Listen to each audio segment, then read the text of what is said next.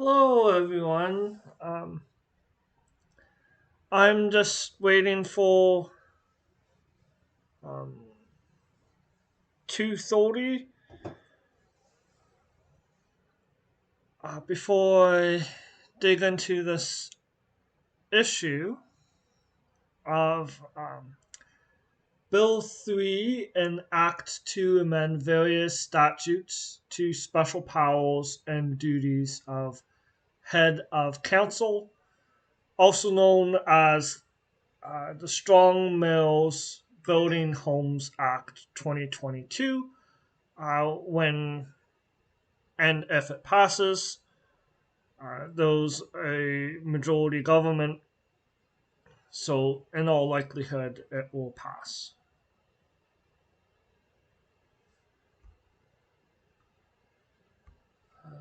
That will be the main topic today.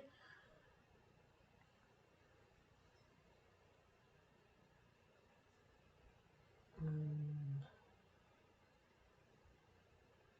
oh,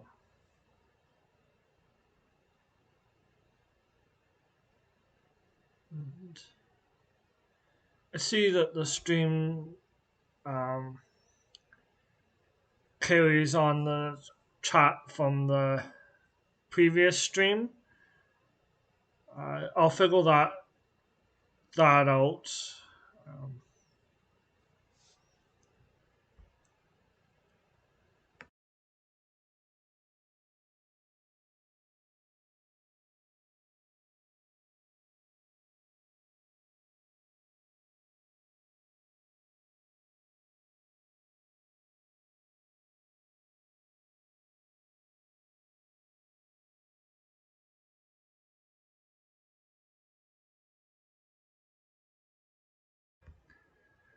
well, it is 2:30, so I'll set set up.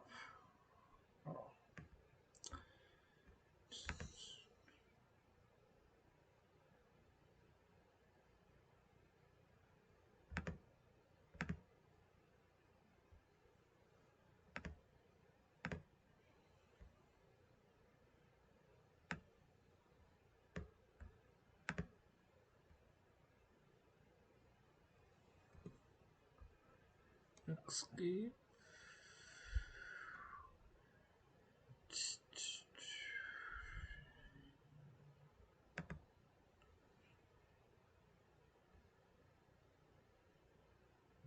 Oh, okay. So I'm not sure if it will let me read the bill. Okay, so I'm not sure if it will let me read uh, legis- the legislation, but I am able to put it on the screen.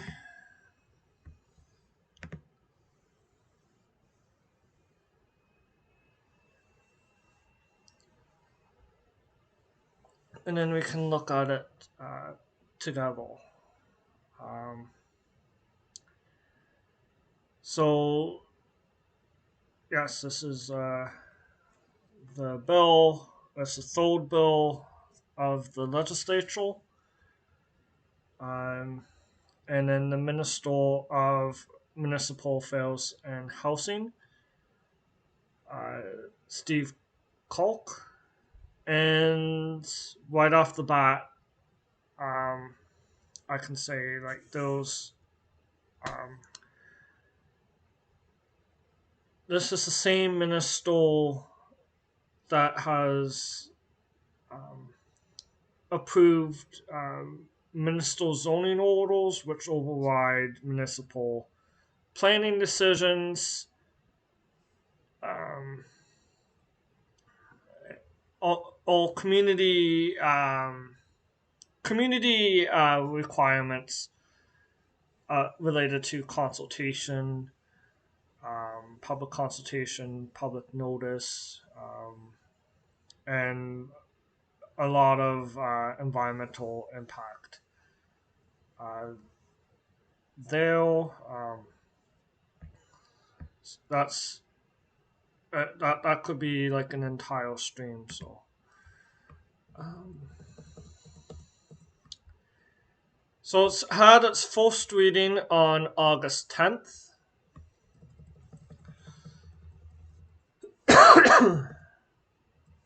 And then there's some schedules. Schedule 1 is related to the City of Toronto Act. And then a mayor is a head called a head of council in Ontario. For clarification, uh, the official title.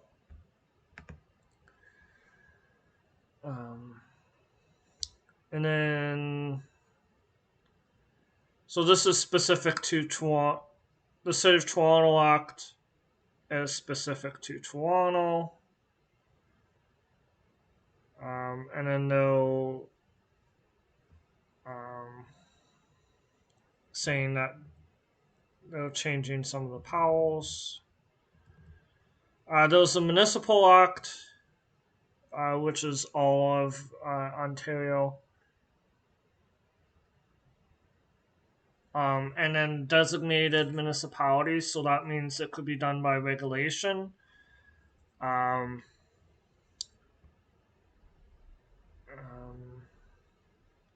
So they're changing the powers of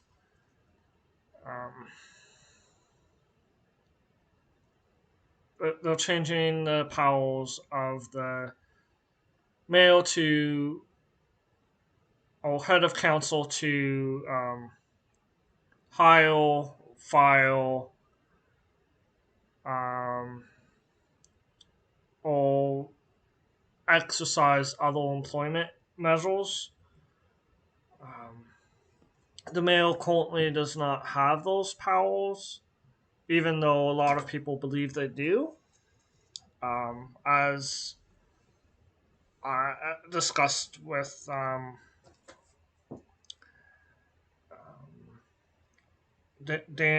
as there was public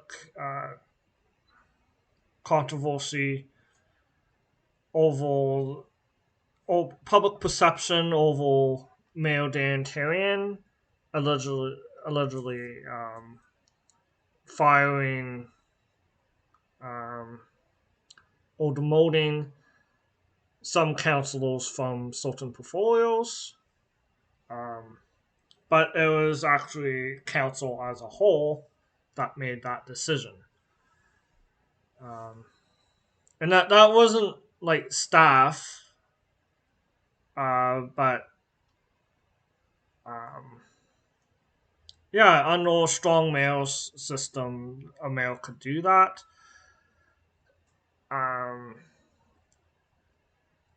Unilaterally, and that poses problems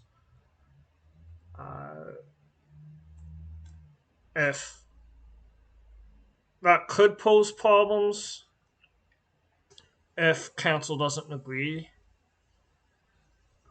or it's unjustified. I'll just see who's in it. Oh, yeah. Well, welcome to my stream. Thank you for listening.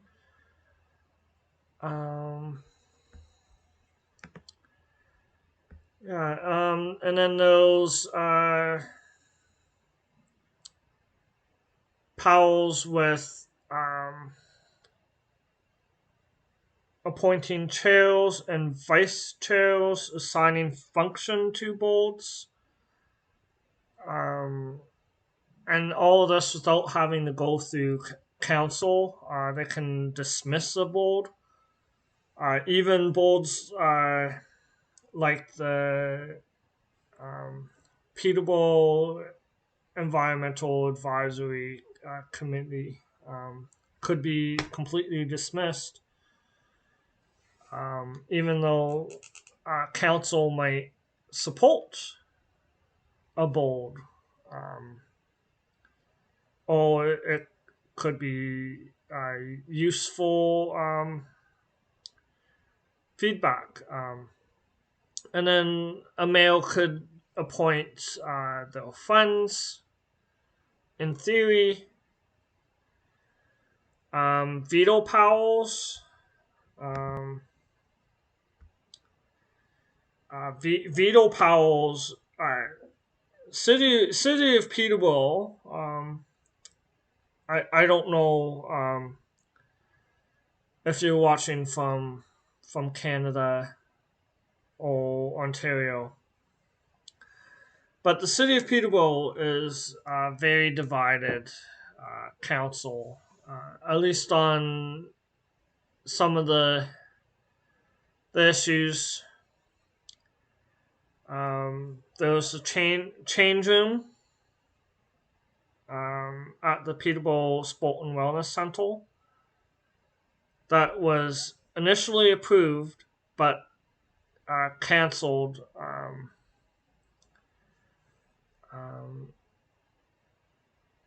in a very close vote. Um, there was a lot of other close votes. The selection of a Peterborough bus garage is another one um, that lost on a close vote. And what else was there? Oh, the selection of Peterborough's official plan that lost on a close vote. Um, yeah, and then those other ones. I'm just going to check my Twitter, see if anyone interacted with it. See if anyone has any suggestions on like close votes. But yeah, and then you need a two-thirds majority to overcome any of the close votes that a mayor might veto. Um, and in Peterborough, that currently it's hard to achieve a two-thirds majority. So that's not really respecting democracy or collaboration. Um, and it would be very problematic in tax uh, when it's time to discuss taxes, when it's time to discuss anything controversial, really. And then the mayor isn't required to, or wouldn't be required to work with other councils to reach a compromise or ideally a consensus-based decision that benefits the most amount of people. So there was that issue. Oh, and I had my stream mic off. Hopefully, you were able to hear the beginning of what I was saying. Unless the stream mic is just for like whatever I attach to the computer. There are all like some people that can't be filed, such as those 12 positions. There was the clerk, treasurer, integrity commissioner, ombudsman, auditor general, I'll probably get to that. Um, so yeah, let's see. Municipal Act.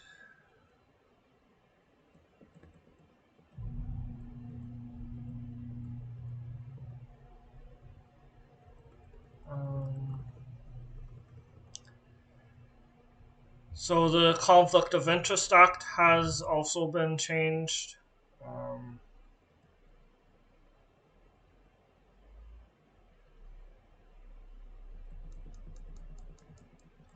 so, and then I'm getting into the Bill 3. Um, definitions, all very important. Let's see where the. Oh, these are all schedules. I'll try to get to definitions. Actually, I can do definition.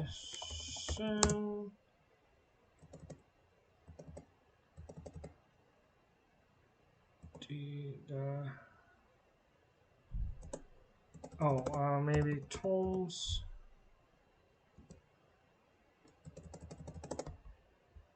Um,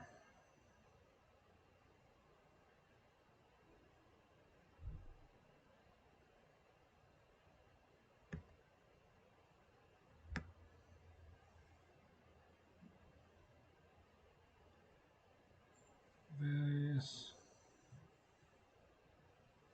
Oh, I haven't quite found the definition page. Oh, I have to pause. Um, Wait now because what the people that I'm living with came home.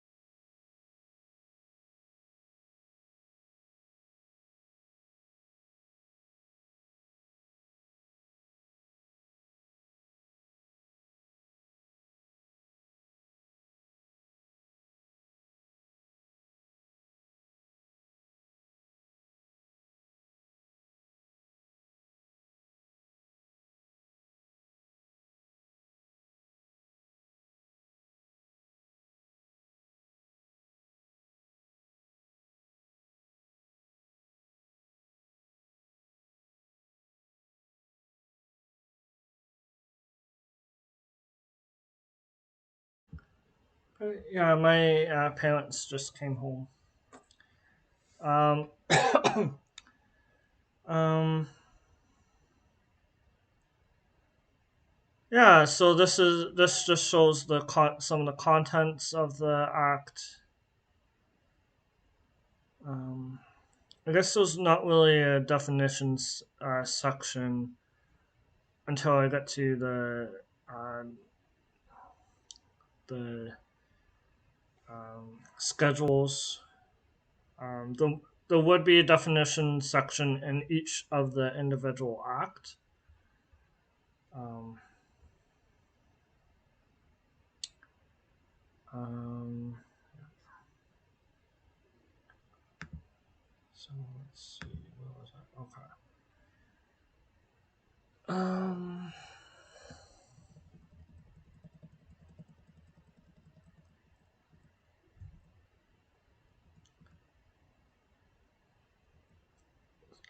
it says Section 140 of the City of Toronto Act is repealed. Um,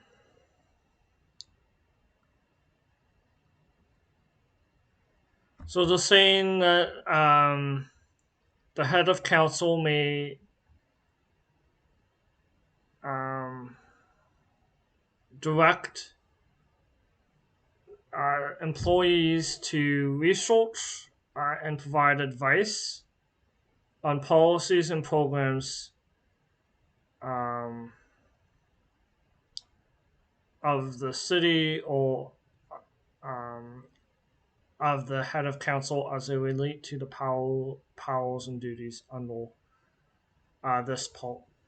Um, so that is controversial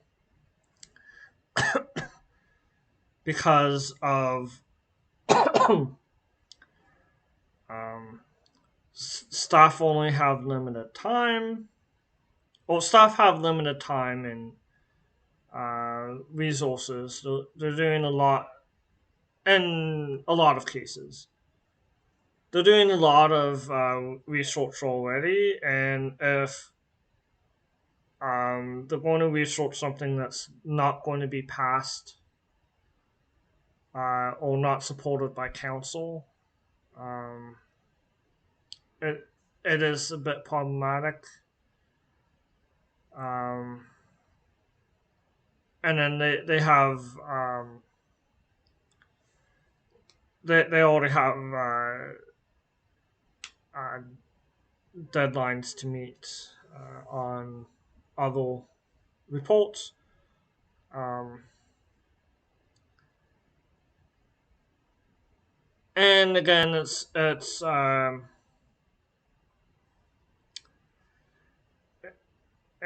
very strong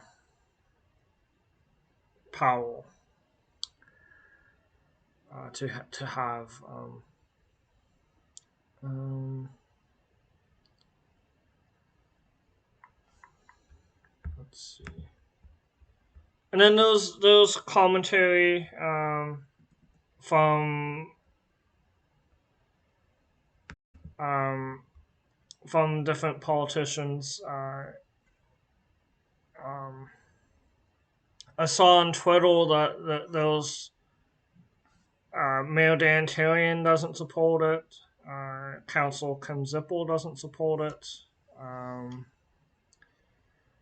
and Council Leslie Pownell doesn't support this legislation.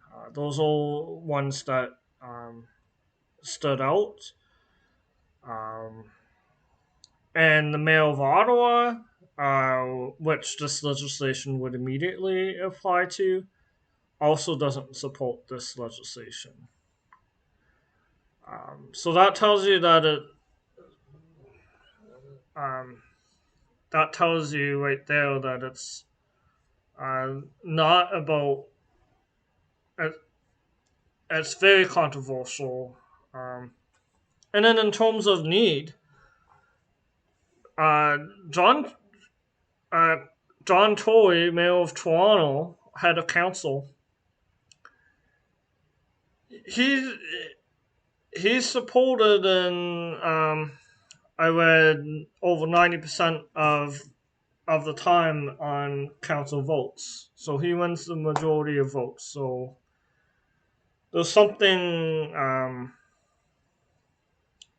fishy going on with undermining the council's ability, or something odd, I should say. Um, and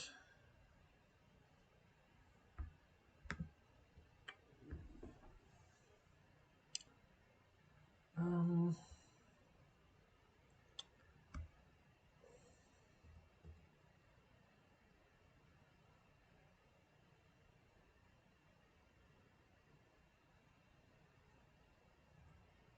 um,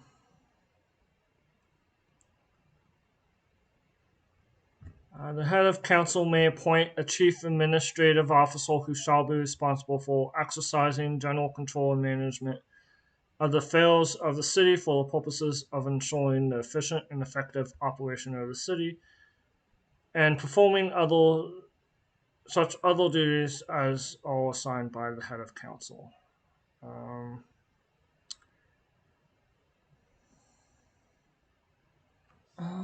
and I should say, like, um, words like may, um, have very specific meanings. Shall is you have to do something. May is you can if you want to. Um, so each word in a piece of legislation is very significant.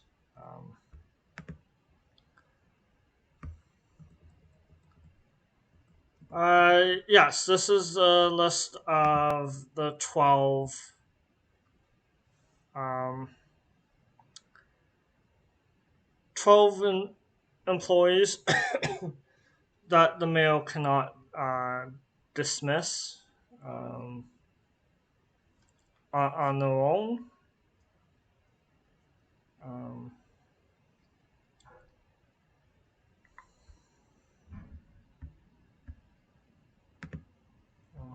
let's see.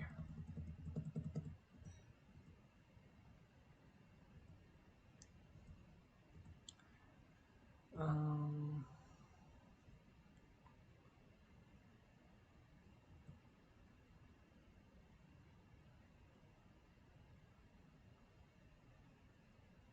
yeah, so section 226.5 says that the um, city may appoint chairs and vice chairs of local boards. Um, or any prescribed local boards. Um, and section 226.6 are subject to the regulations. Uh,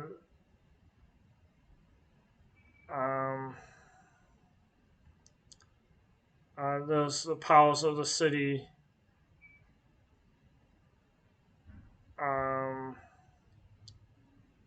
with respect to committees within a prescribed class of committees are assigned to the head of council. Um, the power to establish or dissolve committees. That's a huge thing, um, especially the dissolving of committees without the input of council necessarily. Appoint the chairs and vice chairs of committees. So not even the committee itself. And then function of the committees. So you can have this entire process of determining what a committee is supposed to do, and then the mayor could say, "No, I don't like that. Nope, I want the function to be completely different." Um, and then there's the lieutenant governor and council, which is the cabinet, um, may by regulation prescribe provincial priorities. Um, for the next sections.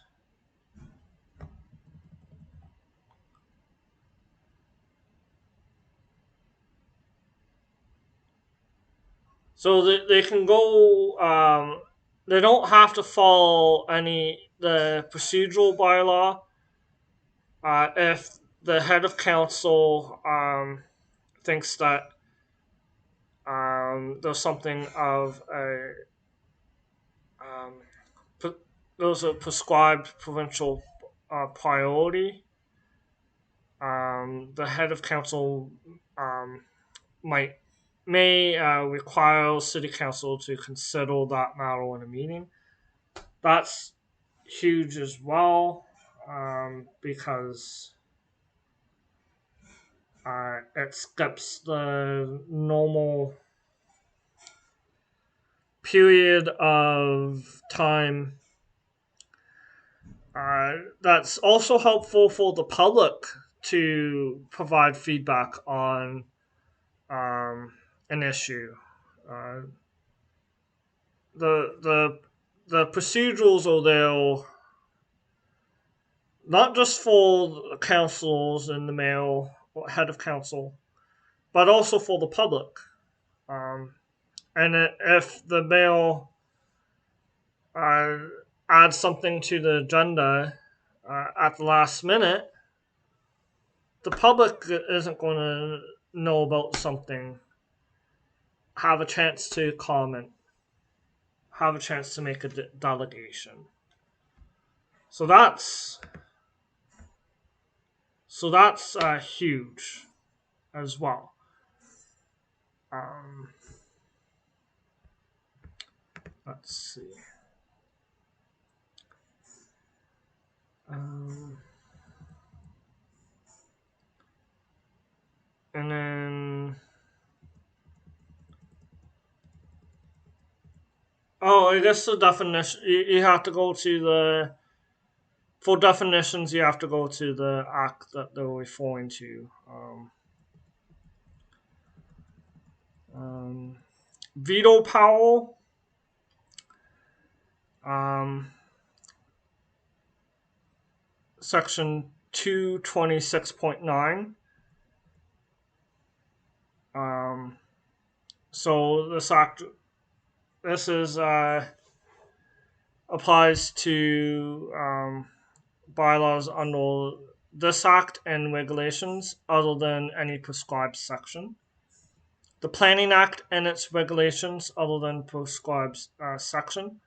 So the official plan could uh, be impacted. We know that uh, um, Council Henry Koch wanted to delay the official plan. So it could be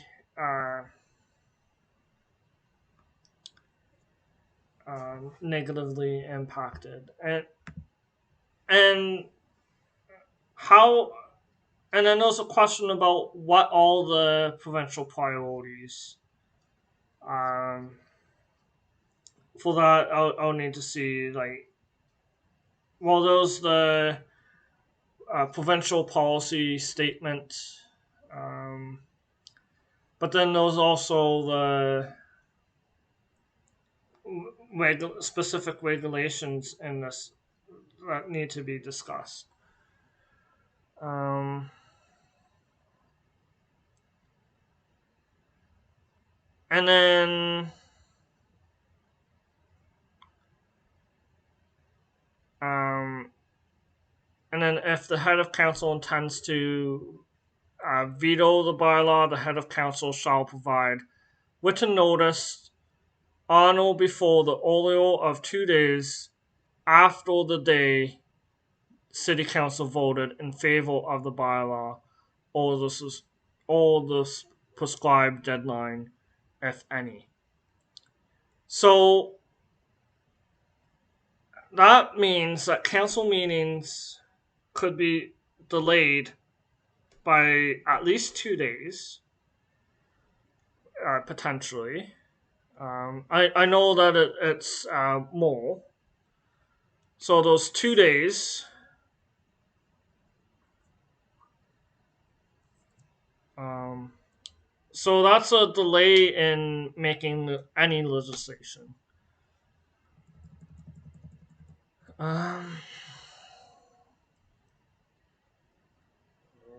Um, and then a bylaw that is subject to this section shall be deemed not to have been passed by City Council until a notice has not been given under subsection 3. The day written approval of this bylaw is given by the head of council. 2 days after the city council voted in favor of the bylaw or prescribed deadline.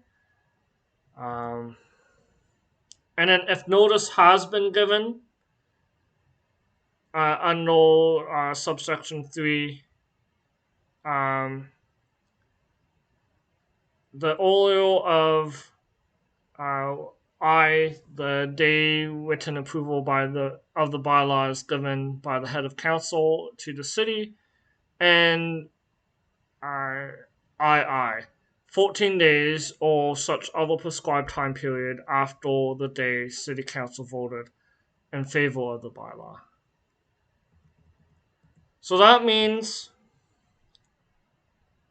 that's a delay and potential delay in housing, as the government's intention is to build more housing.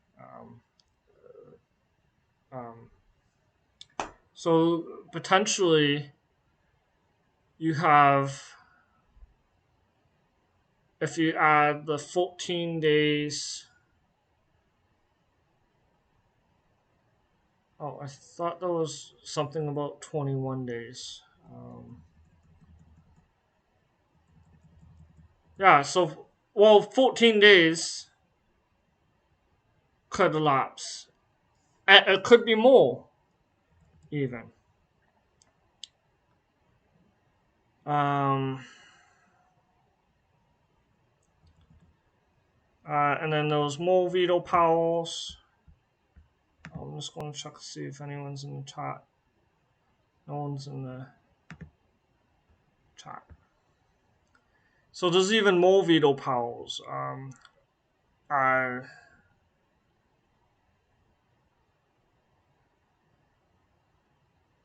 okay, so um, the head of council could be of the opinion that all or part of a bylaw could potentially interfere with the prescribed provincial policy. The head of council may veto the bylaw, providing to the clerk on the day of the veto a written veto document that includes the veto and the reasons for the veto. Um, um, yeah, so hopefully it's very narrow what the a veto could be.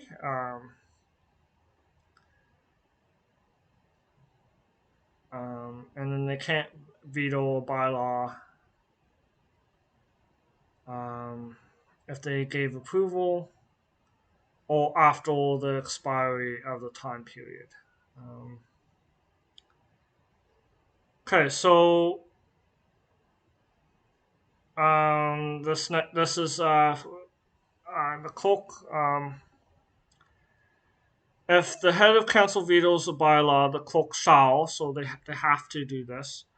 By the next business day after the clerk receives the written veto document under subsection 5, provide each member of city council, other than the head of council, a copy of the written veto document, and make the written veto document available to the public in accordance with the regulations, if any. If the head and in effect, if the head of council vetoes a bylaw, clause 4b does not apply, and the bylaw shall be deemed not to have been passed by city council. So that means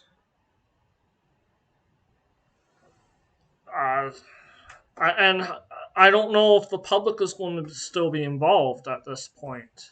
Are they going to be able to talk about the veto? Oh, here's the 21 days. It says within 21 days or such other prescribed time period after the day the clerk provides the written veto document to the members of City Council. Under Clause 7A, City Council may override the head of council's veto if two-thirds of the members of councils vote to override the veto. So that's where 35 days comes.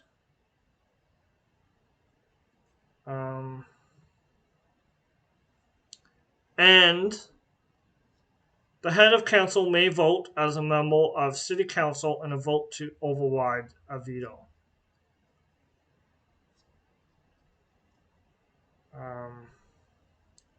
So they caused a so there was one less vote to override a veto.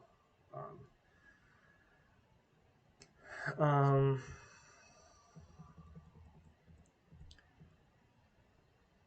and if City Council overrides the veto, subsection 8 does not apply, and the bylaw shall be deemed to have passed on the day City Council votes to override the veto. So that's section 8. Okay. Um,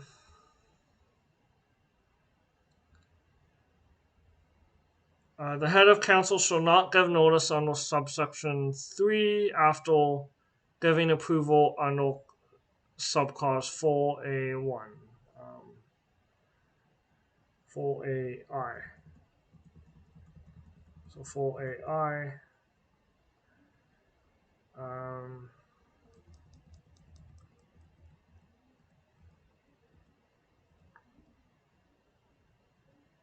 um,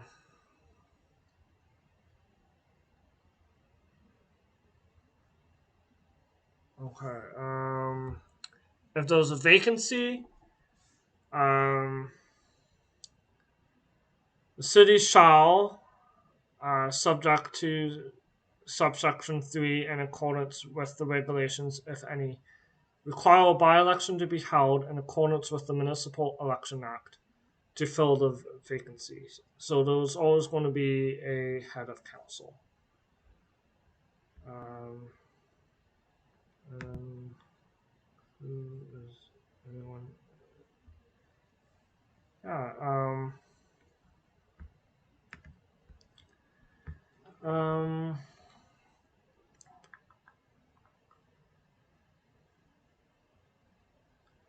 and then there's rules about filling the vacancy.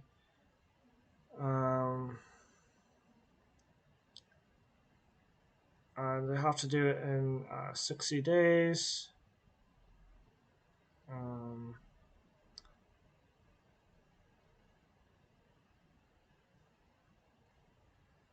or unless it's 90 days before a regularly scheduled election. Um,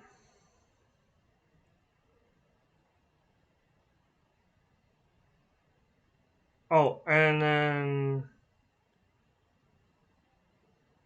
after March 31st in the year of a regular election, um,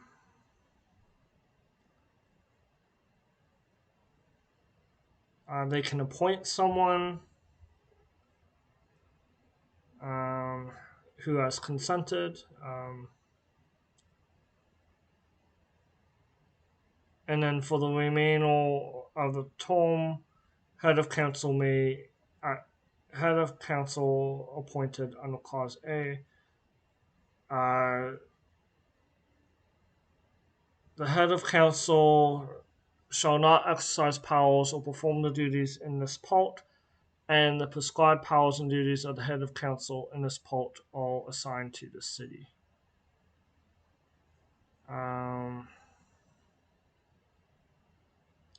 So those delegations, the head of council may delegate their powers and duties under the following sections. Okay. Um,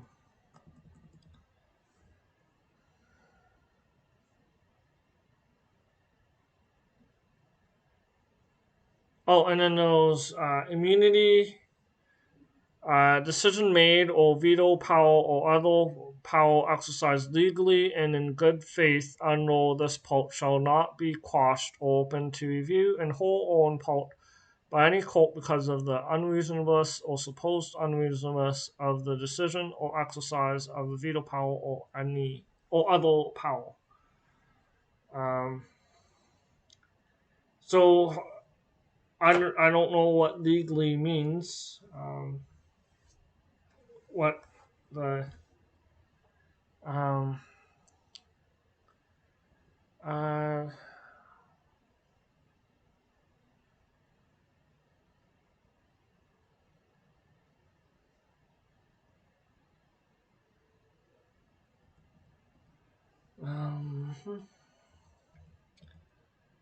And then there's the budget.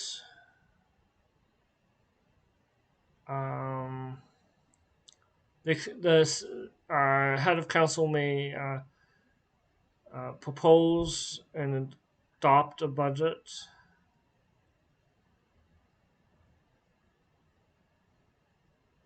They have to prepare a proposed budget for the city and provide the proposed budget to the city for the city council's consideration. So this changes the job of head of council or mayor. Um,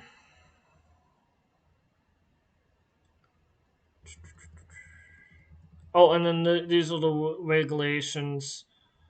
Um, the minister may make regulations for the purposes of this part, including requiring the head of council to make information and documents available to the city council, the public, and other persons or classes of persons prescribing the information and documents to be made available, respecting the form, manner, and timing in which information and documents are to be made available to city council, the public, or other persons or classes of persons, respecting the procedures and rules of the head of council is required to follow in exercising the power and performing duty under this part, respecting the power assigned to the head of council in connection with committees for the purposes of section 226.6, governing by-elections, respecting procedures, rules, and other manners in connection with filling vacancy in the head and the office of the head of council, providing such transitional matters as the minister considers necessary or advisable, etc. Oh, and then we'll get into Schedule 2, and that's the Municipal Act. Um, um, I think many of these are I've said previously. I talked about the 12 people that can be um, hired or dismissed. Um,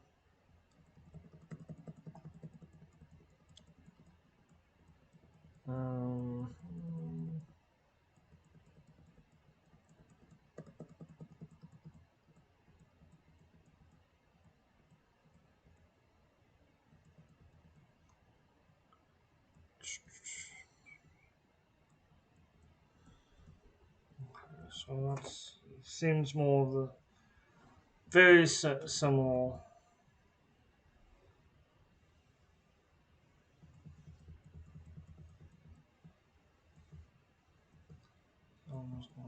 And then there was Schedule 3, Conflict of Interest, is amended. Um, so there's a new section called Head of Council.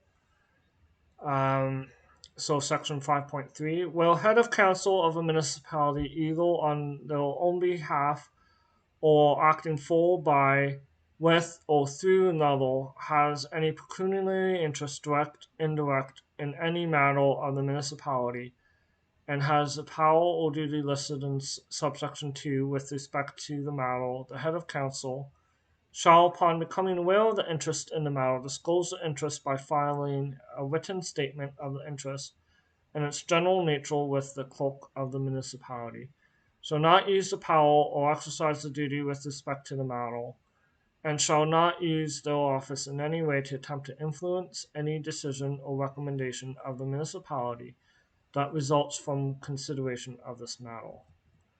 And then subsection 2. Okay, so that makes sense. So that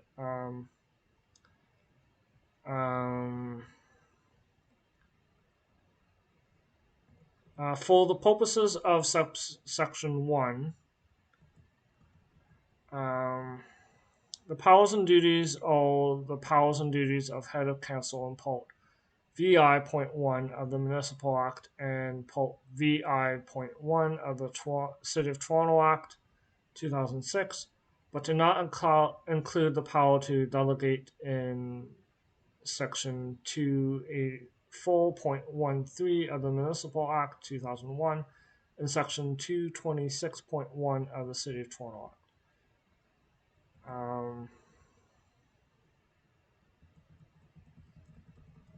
Yeah, so that's the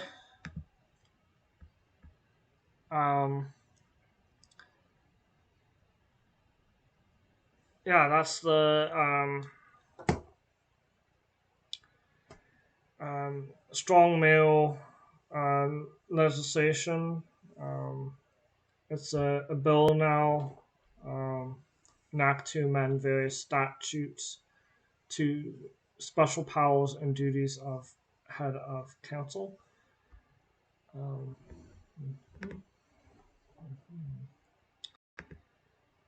And then I have some articles that I looked at.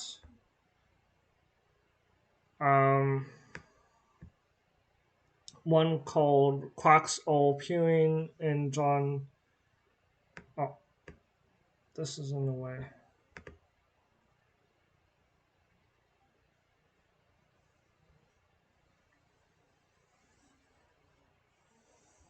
It says Quacks All Pewing and John Tory's hold over City Council.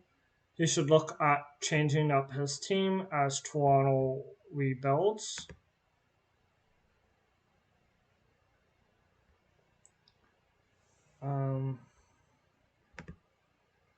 FestaR.com.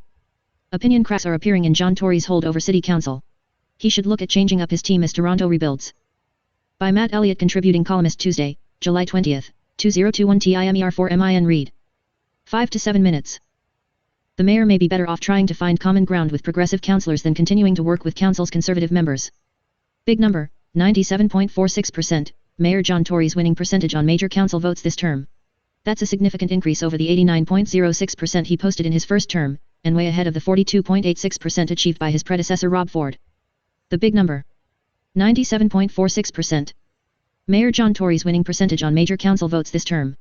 That's a significant increase over the 89.06% he posted in his first term, and way ahead of the 42.86% achieved by his predecessor Rob Ford. Okay, yeah. So, if John Tory, who is in favor of this change, already has 97.46% of support. Why is this needed? Additional powers to mayors. And why is this needed? And why was this not brought up in the provincial election as well? And why has housing not been affordable? John Tory has the power, already has the support to make housing more affordable. But if you already have 97% support, how are you going to make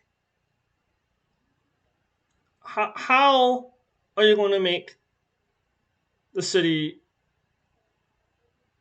even more affordable? That's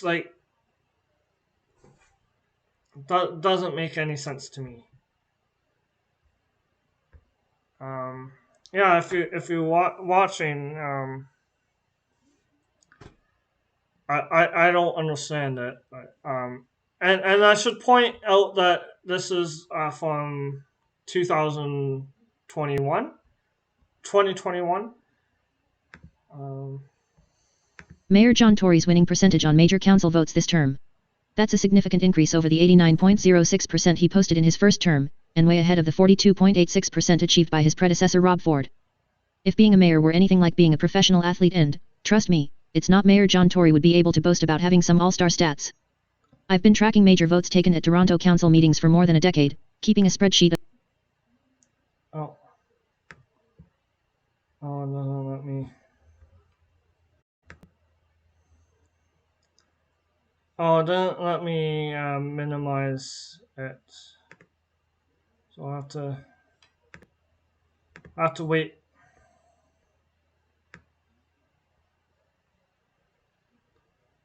Um.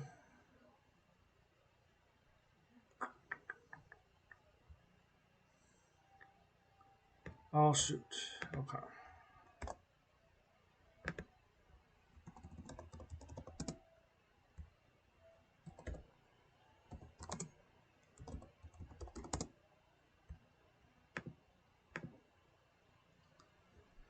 Uh,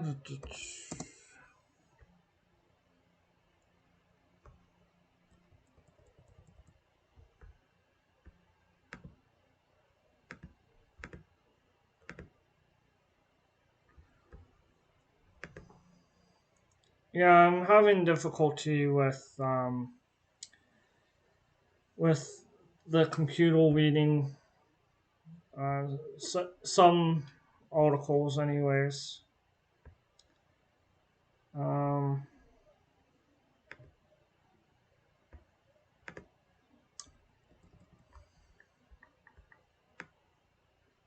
but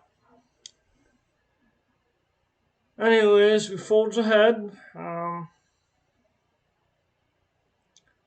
So it's talking about two votes that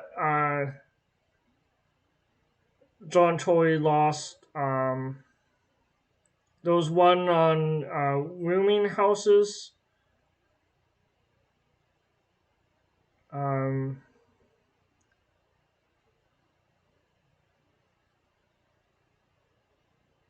and he lost a motion to delay um, a vote into the fall. Um, and he also lost a vote on stormwater charges.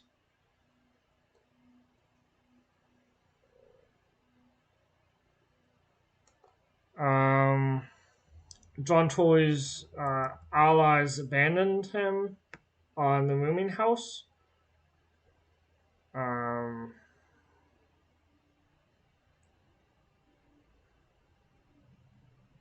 and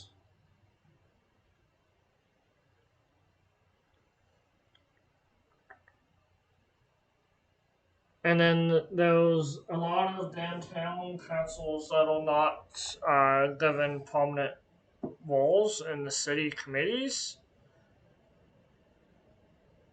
Um, so the um, oh, and John Tory was against a stormwater charge. Um,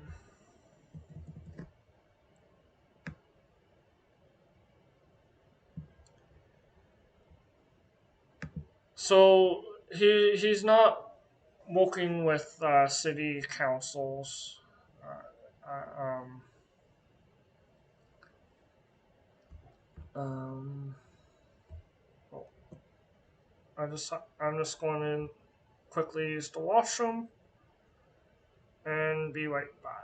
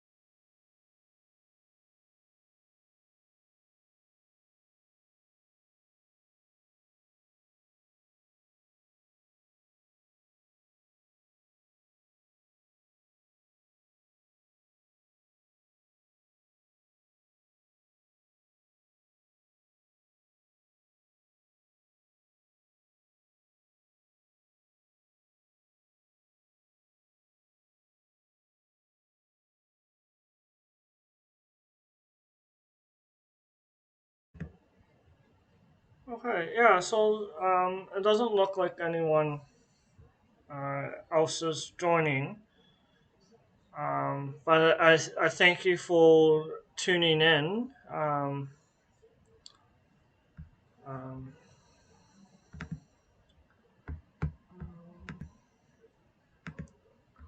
let's see.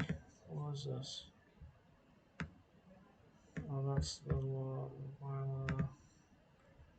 calculator. Um,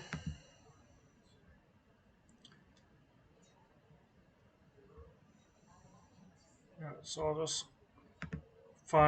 see if I can quickly find strong male.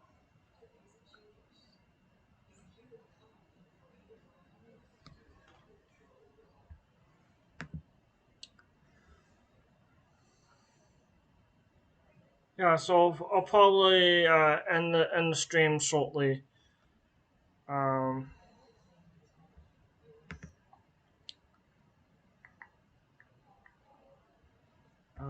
I'm just seeing if I can find a um. Oh, that should say loading content. Oh well. I'm seeing if I can find another article that I saw. Um,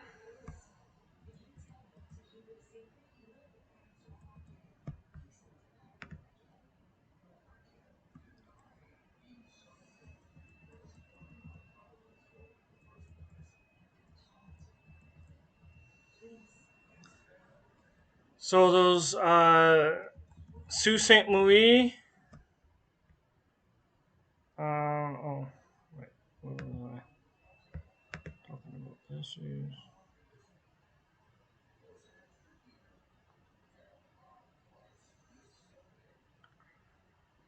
um, Sault Ste. Marie male Christine Provenzano is concerned about a strong mail system. Um, Quote, I don't think it's good. It's a good development for municipalities. I think it's going to really negatively affect the importance and influence of the council itself. It's going to really boost and strengthen mayors, and it's going to diminish city councils. So that's one article. Um, can a strong mayor beat up the housing crisis in Guelph today? Um, Doubtful. Um,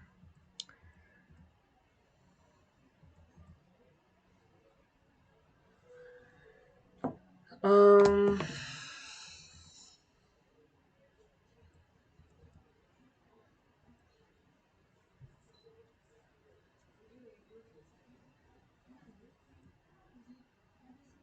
um,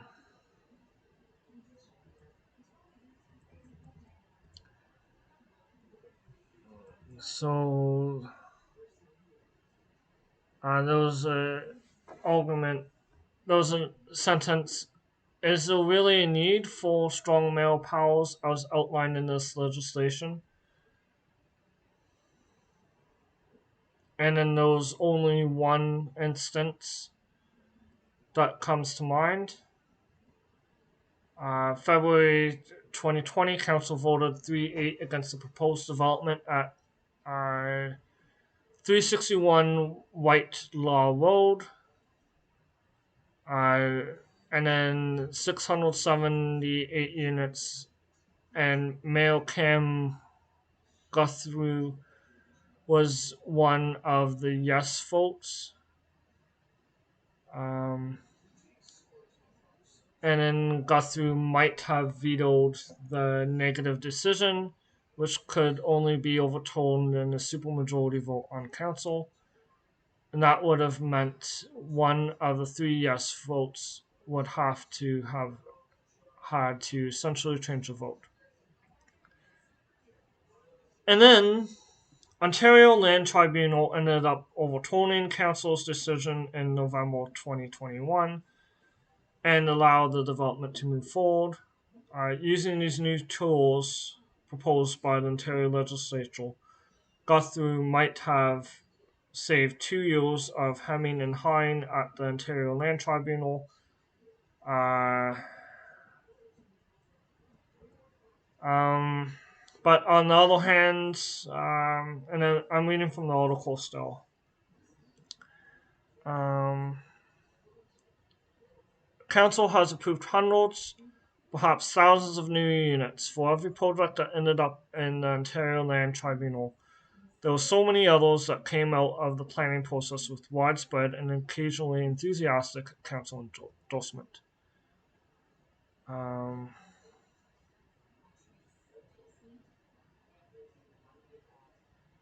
Large number of units approved, only 70 could be considered social housing.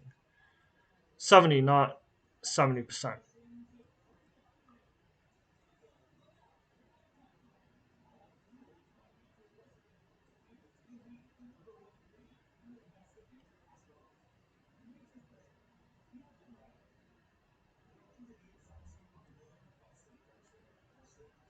Um, it will not make money suddenly appear for municipal councils to invest in the kind of housing that's needed.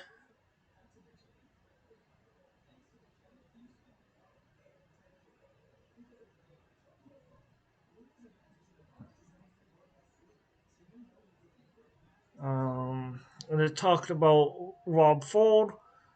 Rob Ford is the former mayor of Toronto, who's the brother of Doug Ford, and did not have a coalition. Um, I don't recall any consultation about this bill either. Um,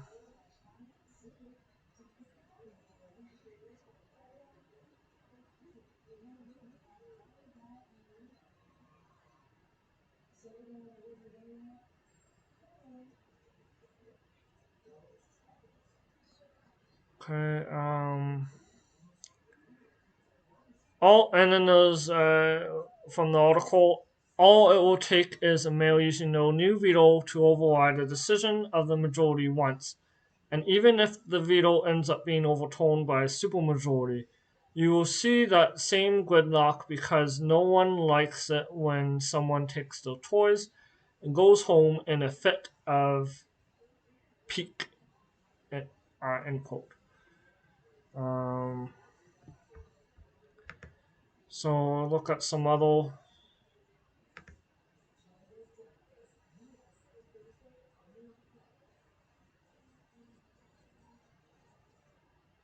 Um,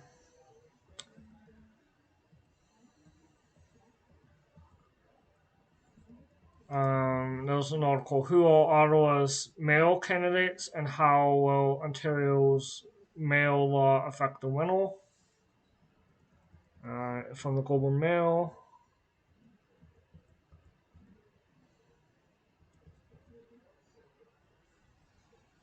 What Chicago's parking meters say about Doug Ford's plan uh, Toronto as strong mayor.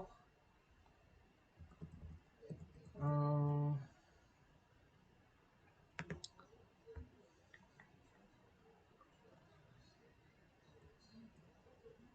Jim Watson, the current mayor of Ottawa, doesn't support the strong mayor. There's the case for strong mayor from Politico. Um, Hamilton mayor candidates cool to the idea of a strong mayor.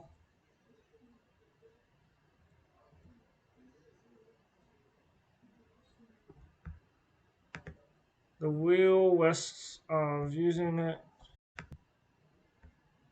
Um, yeah, and then if you want me to look at look at the strong male and a positive, find an article about it being positive, let me know. I don't want to be completely ignore the other side. Um, so this is an article from the Toronto Star.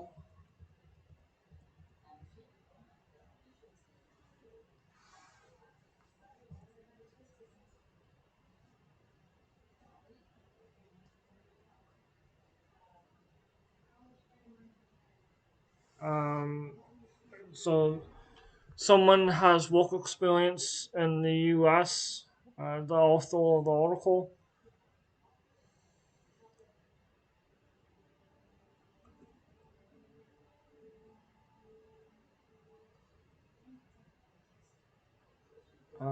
Ford's records is already alarming. Um, and they talk about MZO.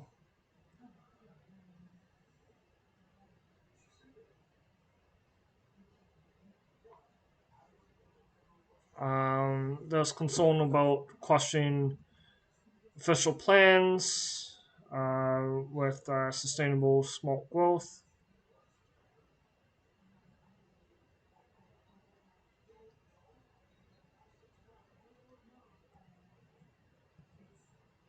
Um,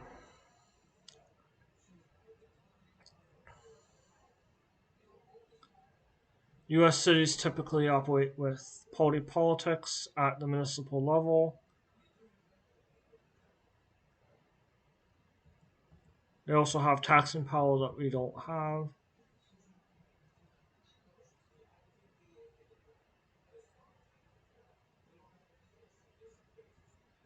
A lot of American cities have faced bankruptcy, and then the powers allow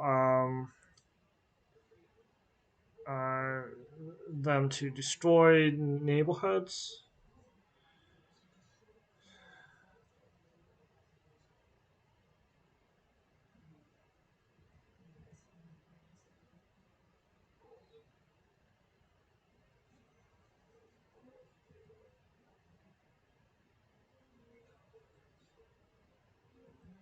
Um, so those the author has experience from working with Boston um, for the former mayor Tom Menio.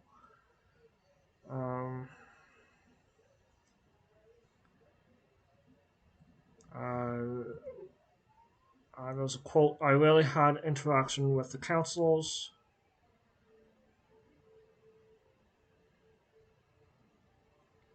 And then there's a quote from the article: "What happens when we elect a bad one who male who tries to run the city with harebrained slogans and scheme?" Um,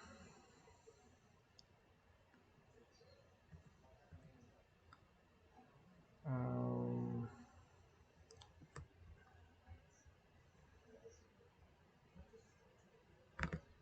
yeah, so that's that one. TVO says giving males more power won't solve the housing crisis.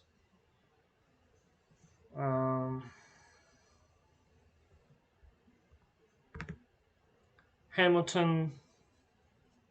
Oh, that's an opinion. Is this an opinion of? Um, okay, so that's an opinion piece of the of someone.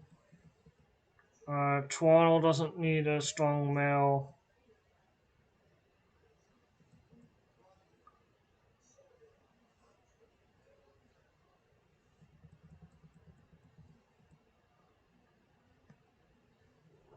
Yeah, And then here's what Ottawa male candidates are saying.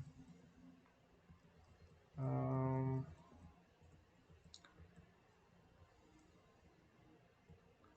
so Brandon Bay doesn't support it. Bob Shirley has not replied. Uh, but said that he would be in favor of using it to break council deadlock. Um, uh, Bernard Coachman said no comment.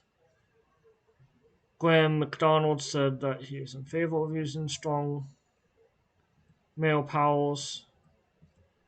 Catherine McKenney um, said that it shouldn't be concentrated in the male. Old Almaid said that he does not support male veto.